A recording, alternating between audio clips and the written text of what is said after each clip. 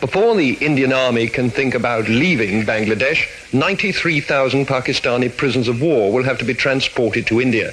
25,000 of them are here in the Dhaka cantonment getting ready to leave, guarded from possible Bengali vengeance by the men with whom less than a fortnight ago they were at war.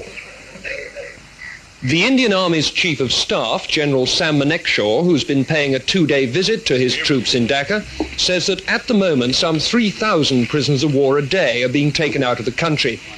He hoped that by the beginning of next month the daily average would be 10,000 and that in any case by the 15th of January all of them would be in Indian prisoner of war camps. By that date too, the General said, he would have reduced Indian armed forces here by 25,000. But they still can't all go home.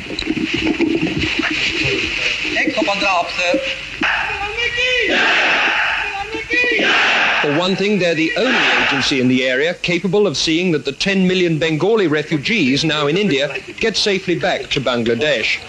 For another, Indian soldiers, no matter how much the Indian government likes to play this down, are the only people capable of keeping law and order here and protecting minority groups from Bengali retribution.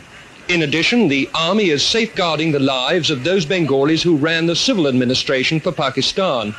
The Bangladesh government is setting up a war crimes tribunal to try Dr. Malik and his colleagues. Will the Indian Army be told by Delhi to hand them over? I asked Mr. D.P. Dar, Mrs. Gandhi's special envoy to Bangladesh. We are on the horns of a dilemma, I must admit to you. On the one hand, we do not want to do anything which is against the norms of international behavior.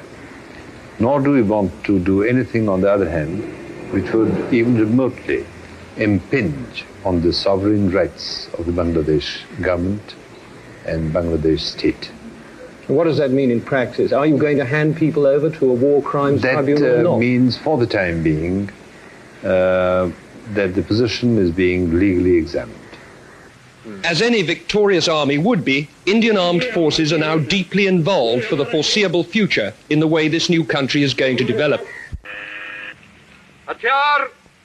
Then, on the command of their own senior officer present, General Mohammad Jamshed, the leaders of Pakistan's defeated army laid their pistols, Sten guns and rifles on the grass in the final token of surrender.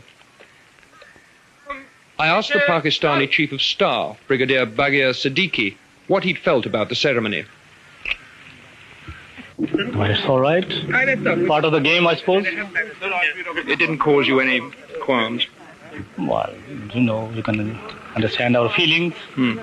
But as the General said, this does happen, and so people have to play the game, and I think it's a part of the game. We have to accept it in good grace. Why did you, in the end, surrender? Because for the consideration of the human lives. Could you have fought on? We could have fought on for a long time, not less than 30 days. With due military ritual, the war in the East had been brought to its ceremonial conclusion.